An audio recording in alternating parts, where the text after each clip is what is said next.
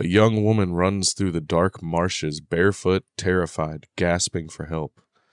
She dials 911 and screams that someone's trying to kill her. It's May 1st, 2010. Her name is Shannon Gilbert, and she'll vanish just minutes after the call. We're covering Rex Heuermann. How's that how you pronounce it? Heuermann. Obviously, he is a killer of some sort. We will cover him. From the, I think it's like Gone Girls or something like that on Netflix. All right. Why don't we get into this glorified true crime? All right. Oh, this is a serial killer, isn't it? Yeah. Sweet. Or cereal and pizza. Take us home, Travis. Take us home. All right. We're talking about the Gilgo Four. The Dildo Four. Gilgo Four. It's gross. It's a beach. Gilgo Beach. These women became headlines, but they were also human beings. Of course. And let's start with the Gilgo Four. These were the first bodies discovered in this case. Okay. We have Maureen Brainard Barnes, 25 years old. I hate to speak ill of the dead, but what an unfortunate name for a 25-year-old woman. Yeah. I mean, drop the middle part. And also Maureen. I mean, but you can have some fun with that one. It makes me think of, have you ever seen Rent, the musical? No. There's one of the main guys' ex's name's Maureen. I'm in my 50s and heterosexual, so that was. Oh, no, I like Rent. Rent's funny. Like I said, I'm terribly in my 50s, sad. And I'm a heterosexual, so I have not seen a musical. No, Rent, my ex, like forever ago, was like really into musicals, and I watched Rent, and I actually liked it. Like I said, it's funny and also very sad. It's all about AIDS. I want to take your word for it. Kinda. But yeah, he's got an ex named Maureen, and he dances with her current lesbian lover. Nice. And like the whole song they sing while they dance is about how she like mentally manipulates the fuck out of you when you're in a relationship. It's called the Tango Maureen. Let's be honest, most women do. One side of the relationship or other. I'm not going to say men are innocent by any means. Oh, I get manipulated all the fucking time. Well, that's because you get Instagram girls. That is not true. Anymore. No. I turned off my DM. Do I need to bring up all my past relationships? Yeah. All right. So Maureen was 25 years old from Connecticut. She was a single mom with 2 kids. She lost her job at a telemarketing firm and turned to escorting. Oh, congratulations. Upscale prostitution. I mean, definitely pay raise. And I don't know how that shit works, but it would seem that a safer, more well-rounded version of the profession. As safe as it could be, possibly, but still very dangerous. She vanished in July 2007 while visiting Manhattan. She was last seen at a Super 8 hotel. Sorry, big difference. Super 8's a fucking motel. Well, a Super 8 hotel in Midtown. We're trying to class it up. All right. Her family filed a missing persons report, but police did very little about it. This case kind of has, for lack of a better term off the top of my head, the ghosts of the Robert Pickton investigation to it. To me, lazy investigating in a way for specific reasons. So we have Melissa Barthelemy, 24 years old. I'm seeing a pattern. M's? Yes. Okay. I'm sorry. Am I breaking? No, it's just Oh, so far M and B's. Yeah. So she was from Buffalo, moved to the Bronx, disappeared in July of 2009. After her disappearance, her younger sister received taunting phone calls from Melissa's number. Yeah, that's as shitty as that. That's just rude. The voice was male, vulgar, and admitted to killing her. The calls were later traced to Midtown Manhattan, which is where Maureen was last seen. Hooking it up. Excuse me. Megan Waterman, 22 years old, from Maine. She was a young mother. She disappeared from a Holiday Inn Express in Hauppauge, New York in June of 2010. Never heard of it. There's a lot of areas in New York nobody's ever heard of. Trust me, I have family in one. I mean, that sounds up north. Yeah. I mean, we're talking probably, out there in the types of wilderness that you would find the Schenectadys and the Herkimers. Yeah. Herkimers. Yeah, St. Johnsvilles, Palatines. Yeah. Syracuse. No, that's an actual city. I know. These are the areas I just listed are like an hour from Syracuse. For a short amount of time. So surveillance footage shows her leaving alone Oh, at 1:30 in the morning. nothing good happens after midnight. Her boyfriend was her pimp and didn't report her missing right away. Well, that's convenient. Yeah. Also, don't be your significant other's pimp. That's shitty. I would have a hard time with that. Yeah. Yeah, I feel like it's hard to call yourself somebody's boyfriend if you're like, hey, you got a 12:30 sucking you got to get to after this. Pinch it off, babe. Not that I'm extremely jealous. It probably would be. I mean, depends on how much money she's bringing in, I guess. I don't know. I don't think I could do it. Well, it's like, I do not think I could be ever date a, OnlyFans girl? right. I don't think you got to worry about it. Fuck off. But, or as somebody in the horn industry. In the sex industry. Right. I don't think I'd do it because I'd be like, my nosy ass would be curious and probably check out some of the videos. There's the fact that a lot of those girls don't even handle their own like messaging and shit through that service. There's literally a lot of them have straight dudes that do it for them. Say I was in a relationship with a horn actress. Corn. That's how they say it on TikTok. And I would naturally be curious. I would watch some of her work, and I'd be like, why don't you do that with me? You took that? I ain't going anywhere. You never do that for me. Do you even know I'm there? This is love? Is this what love is? Is love rainbow colored tentacles? There would be some performance anxiety. Anyway. Rocco did it better than me, I guess, huh? Rocco Siffredi. Anyway. He's a real porn star. I know. Wasn't he the one that beat, got a little rough with women? Contractually, I believe. Oh. Like that was kind of the whole thing of his production company, I thought. I'd be like, you fucking whore. He was also foreign, so like it's normal for them. You know, over here we're like, oh my gosh, you let him put a finger in your butt, and you go to like France or like they're more shocked if you don't. Poland, and they're like, so yes, it was first night of after wedding, and I punched her butthole for love. Right. She loved me now. I question our love until I hammer fist her butthole. Now we are married. I did traditional Eastern European tradition. I wed her, and then I hammer fist her butthole, and then I have her father smell it to confirm the love and marriage and that she's now my properties. Oh, shit. Right. Amber Costello, 27 years old, from North Kakalaki. Oh, I like it. She lived in West Babylon, New York. She was a heroin addict working as an escort. So I'm going to get some hate for this one, but I feel like in my simpleton mind that's never worked in the sex industry and never known anybody that has, at least as far as I know, I feel like once you throw in drug addiction, that title of escort might get changed to something a little less upper echelon. Something you put a worm on to go fishing. Yeah. Like, I'm just saying. I don't know. Please feel free to sound off with hate in the comments. You're not going, you don't even know, fat boy. You're not going to Motel 8 in Midtown. You're going to Motel 8. You're going to fucking like the highway inn. Yes. In Frankfurt, where you have a little machine next to the bed that takes quarters. Yeah. Where the bed moves. Yes. Where you can pay an extra $8 and get a heart-shaped spa in the middle of your room. Yeah. It doesn't work. No. It's just a bathtub with lukewarm water. You can't get the algae off of it. Not enough bleach or chlorine in the world. Yeah. Will remove all the algae. Or you still the have DNA. You still have a tube TV. Yeah. She vanished after leaving to meet a persistent new client who had been calling repeatedly. That night, a Chevy Avalanche was spotted. That's a key detail. Okay. Never trust a person in a fucking Chevy Avalanche. No. That's what I've always said. So after the Gilgo Four are found, more bodies are discovered over time. 10 plus total remains scattered along Ocean Parkway. But from 2011 to 2020, progress stalls. Oh. Why, you ask? Why, Travis? Suffolk County police were not cooperating with the FBI. Yet again. Shocker.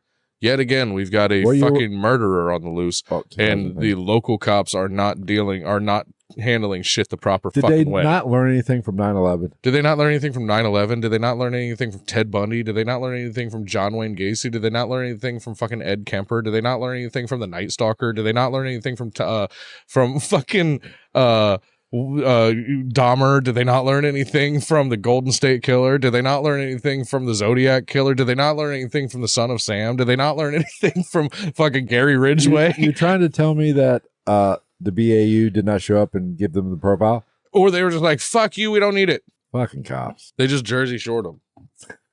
I just see the FBI walking in and there's just a hair gel and sweat. And they're like, we're here to talk to the chief. And he's like, he's right over there beating up the beat. Get out of my fucking town. This is my town. Locals only. And then they do a confessional like MTV. They're like, well, you guys have a TV show? No, we just set it up for ourselves.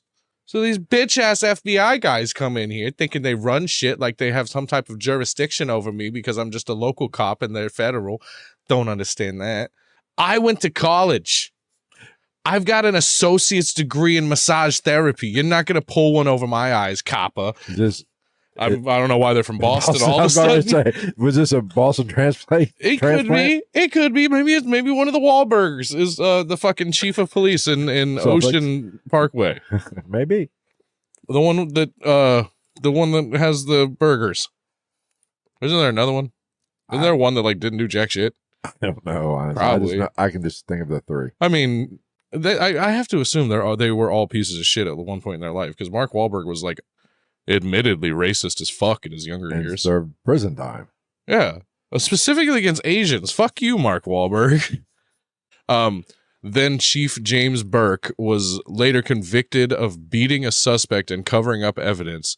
He literally destroyed evidence related to Shannon Gilbert's case. And families begged for the help, but were ignored or gaslit by local police. It wasn't until 2022 when a task force was formed that real progress started to happen with this case. All right. That Chevy Avalanche seen near Amber's home. Yes. Police trace it to one Rex Heuermann, a man who had never been a suspect before in any of these cases. Just quick. How long had this been going on? What's our time from 2005 to 2010-ish? 2007 was the first of the Gilgo Four. Okay. And we're now in 2020. Oh, okay. Ooh. Post 20. Do you work for WWE Netflix? You're jumping real far. Yeah, potentially post 2020, depending on where we're talking about. Who is Rex, you ask? So Rex was a 6'4" licensed architect in Manhattan. Oh, so had some money. Yeah, he lived in a decaying house in Massapequa Park. And the worst part is he drove a Chevy Avalanche. Yeah, he was married, had 2 kids. He was interviewed in 2022 on YouTube about New York City building code, and it came across awkward and obsessive. He claimed to collect guns and historical weapons, which police would later find 200 plus guns in his home. Nothing wrong with that. This man was hiding in plain sight. So, yeah. A man with money, a mysterious man with money, go figure. Whoever would have thunk such a thing. So, later on, we talked about the task force that was formed over a period of time. The new task force finds his digital fingerprint. Heuermann used burner phones to contact his victims. Smart. They traced 7 burner phones to towers near his home, work, and the burial sites. He searched for victims on Backpage and Craigslist, which Backpage, as we know is now defunct. So the calls taunting Melissa Barthelemy's family, they pinged right near his work office. Oh. Yes. Then came the pizza crust. Finally, we're getting to the pizza. They had put on a task force. They had started kind of following him, paying attention to what he's doing. Kind of obviously with that evidence we've already talked about being like he's connected somehow. Even if he didn't do it, he knows something. He knows more than anybody that we have. So cops collected a half-eaten pizza crust from a trash can outside Rex's Midtown office. The DNA on the crust matched male hair found on the burlap used to wrap the victims. Huh. Yeah. They got him on DNA evidence from a pizza crust they got outside of his house. Nice. That's fat. Literally. That's pretty cool, though. Yeah. Like, all you wanted was some Little Caesars, and you're going to the Slammer. You ordered some pepperoni, and now you're going to get some more pepperoni. You're definitely getting the sausage. Yeah. You got, can I get Italian sausage? In prison? Yes, you can, Rex. They're going to Rex your asshole with their Italian sausage in New Jersey prison. So that goes on. They were investigating him for a while, like quietly, you know how that shit works. Yeah. Everybody's like, you see, people have this in this, this misconstrued point of view on a lot of this shit, as if it's like, get that son of a bitch. It's like, no, you have to put a lot of time in to legitimately be able to go fucking get somebody. You got to build some evidence. Yeah. Unless case. you have pictures of them with like the knife in their hand standing over the dead body. Right. You very much so have to build a case. Yes. Like, or else you're going to get hemmed up. Even if you get him in the long run, you're going to get hemmed up and you're going to spend $250,000 of the state's money on court costs. But anyway, so in July 13th of 2023, police raid his Massapequa home. Inside of his home, they find a soundproof basement vault. Mind you, this man's married with 2 kids. Yes. So they find a soundproof basement vault. Nice. A bunker with reinforced walls. Over 200 firearms, some of which are illegal. No shit. I dare say anybody that has 200 firearms, no way they're all legal. At least by paperwork or by build. One way or the other. Safes full of IDs, phones, and possibly trophies. Yes. What was his possible trophies? Who knows? Nipples. Fingernails. Oh, it could be IDs. The phones. Could be. Like all kinds of shit. Like pizza crust. Pepperoni, a slice of pepperoni. Fat cock. It could be. Computers filled with extreme violent porn. Oh, I'm bugged. Not by choice. It just pops up. And, I don't search it. Images of women who looked like the victims that they had already found. Oh. Yeah, that's a lot of shit. That's a lot of damning shit adding up on one man who loves Italian sausage. And he's going to get plenty when he goes to prison. Sweet. He's going to get the beef sausage, the pork sausage. All the sausage. I'm going to make you squeal like a piggy, Rexy boy. You're going to get all the D. Yeah. D stands for dick. In case anybody was wondering. They also recovered female hairs on burlap and tape. The DNA matches his wife, Asa Elrup, but she was out of town during the murders, likely meaning transfer from shared spaces. The implication of this, the murders happened in the house. Again, since the DNA since the DNA matched his wife, but she was gone during these times. Or was she, Travis? Right, but that basically says they happened in the house. The murders. Where were the fucking kids? In bed asleep? Listening to their broccoli, carrots, listening to the parents. Okay. The shared DNA, the shared space thing, that's happened before, though. We've dealt with the shared space thing with DNA evidence before. Yeah. Of just people being in the same area. Like, you have a natural crossover. Right. Contamination, if you will. Yeah. Excuse me. Okay, let's jump to 2025. We're actually almost done. Yeah, this shit's recent. Rex's defense starts to fight back. Rex's defense attorneys challenge the DNA, arguing it's from IDBGEM software, which they claim has known glitches. Experts say the software mislabels degraded DNA. The defense pushes for a Fry hearing to block this DNA as inadmissible in court. Prosecutors argue the DNA match is only part of the mountain of circumstantial evidence, being the phone pings, vehicle match, victim profiles, digital search histories like, and I quote, how to store a body long term, and why do serial killers get caught? Yeah, for as not dumb as he is, this guy is a fucking idiot. What do you think? You think you're just going to delete your history and they're going to, it's gone? Nope, I can't ever get it again. No. Just like I say all the time to all those people that think that Snapchat disappears forever. No, it doesn't. So, the upcoming trial. Rex has pleaded not guilty to 7 murders as of this month, early August of 2025. The DA says they have over 330,000 pages of documents, 85 terabytes of digital evidence, and at least 50 plus witnesses against him. The defense may try to separate the charges into different trials. There is no death penalty in New York, but life without parole is on the table, which if he is guilty, he should get. And the trial is expected to begin sometime in early 2026. Yeah. That's how current this is. Let's talk about some other victims that are still waiting. Rex has not been charged in all the Gilgo Beach murders, but here are the others that police are investigating him for. Jessica Taylor, 2003, partial remains found in Marinville and Gilgo. Valerie Mack, 2000, also dismembered, found in 2 places. Peaches and her child, who was a woman with her toddler small daughter, they were dumped separately.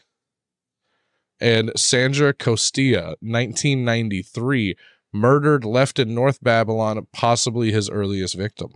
Wow. Yeah. Some of these families still don't know what the fuck is going on. And some victims might never be ID'd that he may have also killed. And again, we're talking Netflix Gone Girls. You can go watch it right now. Again, what I was saying earlier, it exposed how victims were ignored due to being sex workers, much like the Robert Pickton case. Right. Because they got double fucked in the Robert Pickton case because a lot of them were native and sex workers. So they just kind of got brushed under the rug. Right. If you go into very deep detail, which I did not, which I should have, but I did not, there's a lot of sexism and classism and lack of urgency with the original investigation of this. Probably mostly wrapped around the fact that they were sex workers and not upper middle class people and all this other bullshit that doesn't fucking make a difference. So you ask yourself the question, what if police had taken Shannon's 911 call more seriously? Very true. What if they had listened to the families of these people that were reporting them missing? How many lives could have been saved? Yes, exactly. We've got a closer for this one. Ooh, closer. Yeah. Bring in the closer, Travis. Rex Heuermann wasn't some backwoods loner. He had a career, a family, and access to endless tools of manipulation. If he's guilty, he did this for decades undetected, and we picture serial killers as chaotic, impulsive monsters, but sometimes they're architects, quiet, measured, and polite, hiding in plain sight. Close scene. Jail door closes. Ow. You are presumed innocent until proven He's guilty. guilty. He's He's guilty of something. Even if it's not these specific murders, he's fucking guilty of something. He's guilty of having a name Rex. Should be a felony. It might deserve the death penalty. Yeah, so, well, that was He did something. He's guilty of something. Even if he doesn't get pinned for all of this shit, hey, he's clearly done something really fucking illegal. If the DNA is on the pizza crust, you're guilty. You fat bitch. You got caught on murder cases for pizza crust. Yeah, I mean, because that makes me think one of two things: either you should have been smarter because they were grasping for straws, or it was just that easy. You know, here's the thing: serial killers in today's world. What if the wrong person ate it? What if they're like the kid? Yeah, arrest the kid. Arrest the 7-year-old. I mean, you have to be a little crazy if you want to be a serial killer in today's age. Technology's, you ain't getting away with it for long. Yeah, you have to be incredibly smart. I don't even think. Or so crazy that you're so unhinged and random and like off the cuff that like there's just nothing that they would ever connect together. I mean, I think during the 1800s, if you got caught as a serial killer, you were a freaking moron. Yeah, in a time where it wasn't me. Prove it. He's got a good point. You know, I wonder if it was ever that easy. Like if you were ever like, you're stand to face charges of 25 cases of sexual assault and murder. How do you please, sir? And some guy just like takes his half-smoked cigar out of his mouth. He's like, I didn't do it. And the defense is just like, fuck. Good enough. All right, we will see you guys next week for another fun episode. When there's updates on this. We'll touch on it again when We'll when chime something in with happens. a short video about it. Yeah, when something happens. Hey, you fucking pieces of shit! All right, He's getting the big dick sausage in prison. Rex got life. He's getting fucked out. All right, we'll see you guys next week. Hopefully, the internet will work. Take care. There are two things that have two different versions these days. Rex's freedom closed, shut down forever. His asshole open for business and wide. All right, take care. We'll see you. Okay, bye. Oh fuck, I'm on the wrong monitor. There we go.